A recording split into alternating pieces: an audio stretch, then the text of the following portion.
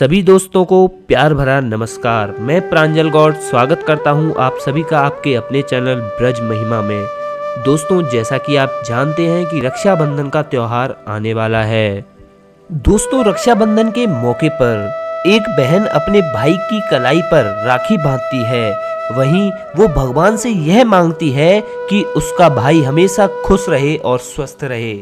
वहीं भाई भी अपनी बहन को बदले में कई तोहफे प्रदान करता है और ये प्रतिज्ञा करता है कि कोई भी विपत्ति आ जाए वो हमेशा बहन की रक्षा करेगा। साथ में वो भी भगवान से अपने बहन की लंबी उम्र और अच्छे स्वास्थ्य की मनोकामना करता है। वहीं इस त्योहार का पालन कोई भी कर सकता है, फिर चाहे वो सगे भाई बहन हो या ना हो। अब शायद आपको समझ में आ ही गया होगा कि रक्षाबंधन क्यों मनाया जाता है। दोस्तों, राखी का त्योहार पूरे भारतवर्ष में काफी हर्ष और उल्लास से मनाया जाता है।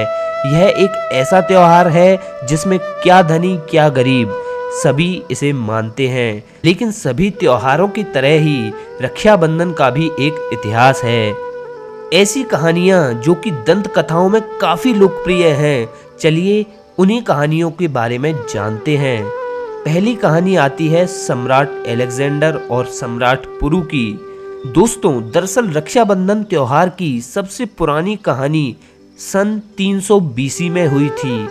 उस समय जब अलेक्जेंडर भारत जीतने के लिए अपनी पूरी सेना को लेकर यहाँ आया था, उस समय भारत में सम्राट पुरु का काफी बोलबाला था।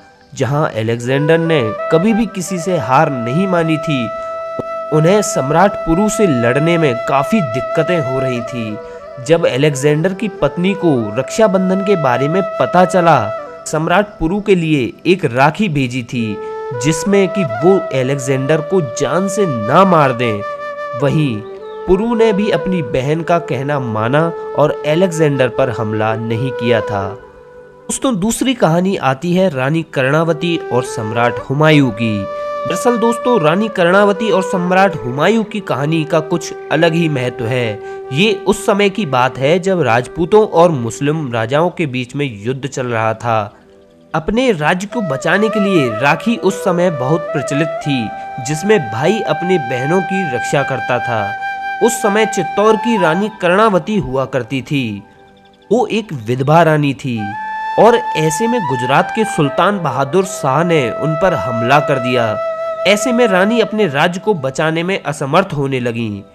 इस पर उन्होंने एक राखी सम्राट हुमायूं को भेजी और उनसे अपनी रक्षा करने की गुहार लगाई।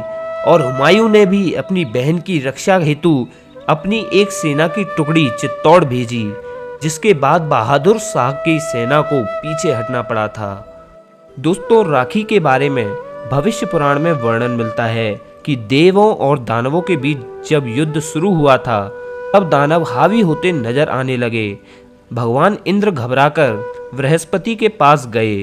वहां बैठी इंद्र की पत्नी इंद्राणी सब सुन रही थी।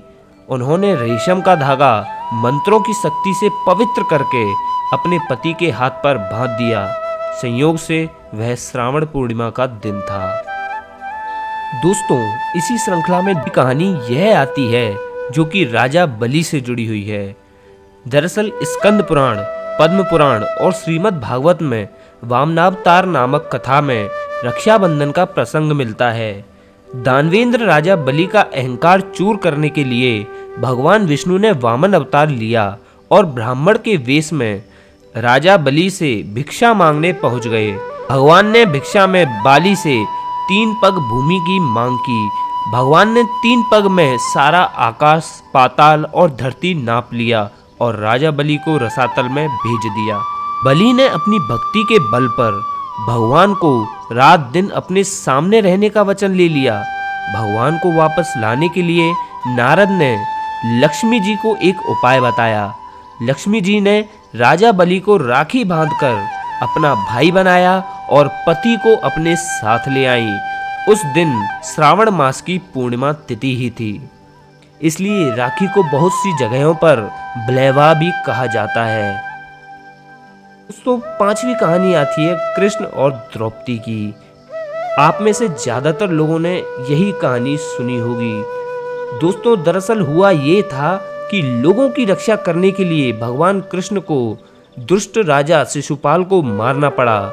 इस युद्ध के दौरान कृष्ण जी की उंगली में गहरी चोट आ गई थी, जिसे देखकर द्रौपदी ने अपना वस्त्र भगवान श्री कृष्ण की उंगली पर बांधकर उनका खून बहने से रोक दिया था। भगवान श्री कृष्ण को द्रौपदी के इस कार्य से काफी प्रसन्नता हुई और उन्होंने उनके साथ एक भाई बहन का रिश्ता निभाया।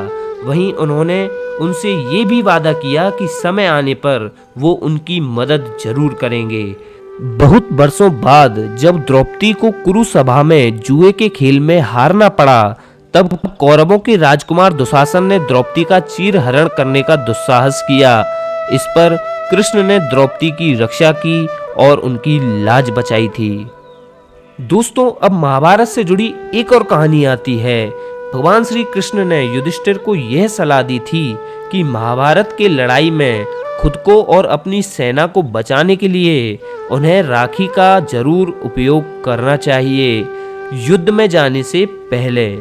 इस पर माता कुंती ने अपने नातियों के हाथ में राखी बांधी थी, वहीं द्रौपदी ने श्री कृष्ण के हाथों पर राखी बांधी थी। दोस्तों, अब कहानी आती है संतोषी माँ की। भगवान गणेश के दोनों पुत्र शुभ और लाभ इस बात को लेकर परेशान थे कि उनकी कोई बहन नहीं है, इसलिए उन्होंने अपने पिता को एक बहन लाने के लिए जिद की। इस पर नारद जी के हस्तक्षेप करने के बाध्य होकर भगवान गणेश को संतोषी माता को उत्पन्न करना पड़ा था, वो भी अपनी शक्तियों से। वहीं ये मौका रक्षाबंधन ही था, जब दोनों भाइयों को उनकी बहन प्राप्त हुई थी। दोस्तों, आपको ये वीडियो कैसी लगी हमें कमेंट बॉक्स में ज़रूर बताएं और इस वीडियो को लाइक ज़रूर करें।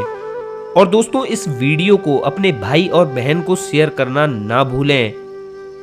दोस्तों, मिलते हैं ऐसी अनोखी वीडियो के साथ। जब तक के लिए जय जय श्री राधे।